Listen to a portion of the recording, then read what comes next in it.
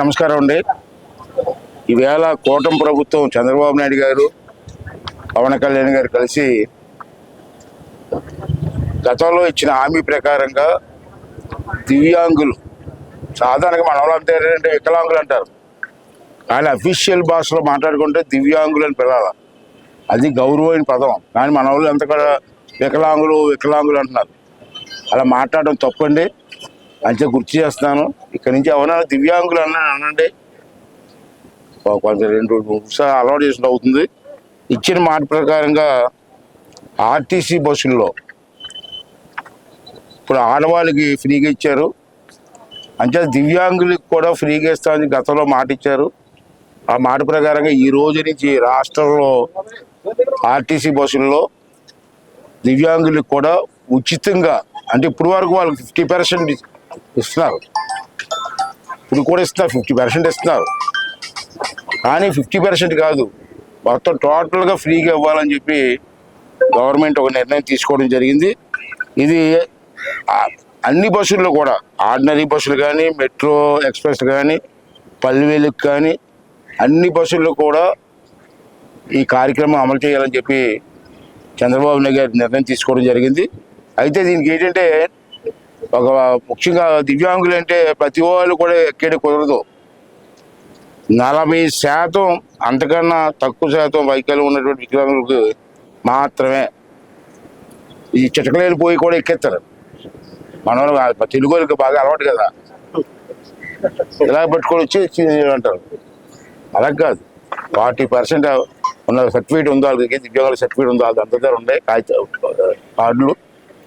ఆ కార్డులు ఉన్న వాళ్ళందరికీ కూడా ఉచితంగా బస్ ప్రయాణం చేయాలని చెప్పి చెప్పాలని చెప్పి నిర్ణయం తీసుకోవడం జరిగింది. అది ఇప్పుడే నేను డిఎం గారికి చెప్పాను. ఆడవాళ్ళు ఎక్కేసి సీట్లని ఆక్రమించేస్తారు, వీళ్ళేమో ఎక్కలేరు పాపం. చూసారు కుర్రోడు ఎక్కడానికే బాగా ఇబ్బంది పడ్డాడు. అంటే ఫ్రంట్ 3 సీట్లు, 2 సీట్లు ఉన్నాయి, 3 సీట్లు 6 సీట్లు. దాంట్లో ఓన్లీ దివ్యాంగులకు మాత్రమే చెప్పి ఒక స్టిక్కర్ వేసేమన్నాం. దాంట్లోకి ఎవరు కూర్చోకూడదు, దివ్యాంగులు మాత్రమే కూర్చోవాలని చెప్పి గట్టిగా నిర్ణయం తీసుకుంటే ఆ సీట్లు ఖాళీగా ఉంటాయి. లేదా వీళ్ళంతా ఎక్కేస్తారు బస్సు, ప్రతి వాళ్ళు ఎక్కేసి దాంట్లో కూర్చుని పోతారు. ఈ బాబు వీళ్ళు ఏం అనలేరు, గట్టిగా మాట్లాడలేరు, ఏం చేయలేరు. అంచేత స్టిక్కర్లు అన్ని ఇప్పుడే చెప్పడం జరిగింది. అలాగే మన రాష్ట్రంలో ఇప్పుడు వరకు తీసుకుంటే మన సెన్సస్ తీసాం, రాష్ట్రం మొత్తం మీద ఎంతమంది దివ్యాంగులు ఉన్నారు అన్నది తీసుకుంటే రాష్ట్రం మొత్తం మీద 11 లక్షల మంది ఉన్నారండి ఈ రాష్ట్రంలో దివ్యాంగులు. మరి వీళ్ళందరికీ ఉన్న సమాచారం. కానీ ఆర్టీసీలో 2 లక్షల మంది మాత్రమే పాస్ సదుపాయం ఇప్పటి వరకు వినియోగించుకుంటున్నారు. ఇప్పుడు వరకు 11 లక్షల మంది ఉన్నా ఇప్పుడు వరకు ఆర్టీసీలో 2 లక్షల మందే ఈ సౌకర్యాన్ని ఉపయోగించుకుంటున్నారు. అలా కాకుండా అందరికీ ఇవ్వాలని చెప్పి, దివ్యాంగులకు కార్డు ఉన్న వాళ్ళందరికీ కూడా ఇవ్వాలని చెప్పి ప్రభుత్వం నిర్ణయం తీసుకోవడం జరిగింది. అందుకే 2 నెలలు 3 నెలల తర్వాత మళ్ళీ కొత్త బస్సులు కొనుక్కుంటున్నారు. ఉన్న బస్సులు సరిపోవట్లేదు, అంటే కొత్త బస్సులు కొనుక్కుంటున్నారు. కాబట్టి వాళ్ళందరికీ కూడా ఇవ్వాలని చెప్పి అంటున్నారు. అలాగే రాష్ట్రం మొత్తం మీద ఈ దివ్యాంగులకి 6,000 రూపాయల చొప్పున మనం ప్రభుత్వం పెన్షన్ ఇస్తున్నాం. అది అందరికీ తెలిసిన విషయమే.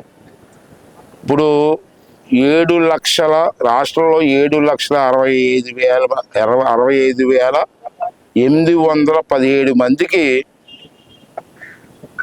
పెన్షన్లు ఇస్తున్నాం మనం, 6,000 రూపాయల చొప్పున. దీనికి అవుతున్న ఖర్చు ఎంతంటే ప్రతి నెల 469 కోట్ల రూపాయలు ప్రతి నెల ఇస్తున్నాం మనం. ఇప్పటికీ ఇస్తున్నాం ఇప్పుడు వరకు. తర్వాత కొత్తగా చంద్రబాబు వచ్చిన తర్వాత గవర్నమెంట్ ఉద్యోగాల్లో కానీ, ఏ ఉద్యోగాల్లో కానీ దివ్యాంగులకి 4% ఉద్యోగాలు ఇవ్వాలని కూడా ప్రభుత్వం నిర్ణయం తీసుకోవడం జరిగింది. 4% రిజర్వేషన్ పెట్టి ఆ 4% ఉద్యోగాలు ఈ దివ్యాంగులకే ఇవ్వాలని చెప్పి ప్రభుత్వం నిర్ణయం తీసుకోవడం జరిగింది. మంచి నిర్ణయం. మంచిదండి. పాపం వాళ్ళు నడవలేరు, భోజనం చేయలేరు, ఏమైనా బాధలు చెప్పుకోలేరు. అంటే అటువంటి వాళ్ళకి ఇవ్వడం చాలా మంచి కార్యక్రమం పెట్టారు. మరి ఈ కార్యక్రమంలో నా చేతుల మీద ఓపెన్ చేయడం నా అదృష్టంగా నేను భావిస్తాను. దీనికి ప్రజలందరినీ కోరేది ఒకటే, మనం ఎంతోమంది సాయం చేస్తూ ఉంటాం. చాలామంది 100-70% పేద అడుక్కున్న వాళ్ళు కానీ పేదవాళ్ళు కనపడితే జేబులో ₹10 ఉన్నా రూపాయి ఉన్నా ఇస్తూ ఉంటాం. ఇది గవర్నమెంట్ ఇస్తున్నారు వీళ్ళకి. అంచేది వీళ్ళకి ఇచ్చే సీట్లలో మీరు అన్యాక్రాంతికి ఆక్రమించుకొని తోసేయకూడదు. వీలుంటే సహాయం చేయండి, లేకపోతే మానేయండి, ఉద్యోగం లేదు. అంతేగాని వాళ్ళకి అన్యాయం చేయొద్దని చెప్పి నేను కోరుకున్నాను. అలాగే ముఖ్యంగా లేడీస్ని కూడా కోరుకునేది ఏంటంటే, సీట్లని మీరు ఆక్రమించకుండా వాళ్ళకి ఉంచుంటాం, 6 సీట్లు ఉంచండి. అంచేత ఆడవాళ్ళని కూడా రిక్వెస్ట్ చేసేది ఏంటంటే, మన ఇంట్లో కూడా ఉంటారు చాలామంది దివ్యాంగులు. మొత్తం సీట్లన్నీ ఆడవాళ్ళు ఆక్రమించేసుకుంటే ఇప్పటికే మగవాళ్ళకి సీట్లు లేవని పెద్ద గొడవ స్టేషన్లో వచ్చేస్తుంది. అంటే కనీసం దివ్యాంగులు కానీ సీట్లు ఇవ్వమని చెప్పి ఆ మహిళా సోదరి వాళ్ళందరికీ కూడా 2 చేతులు ఎత్తి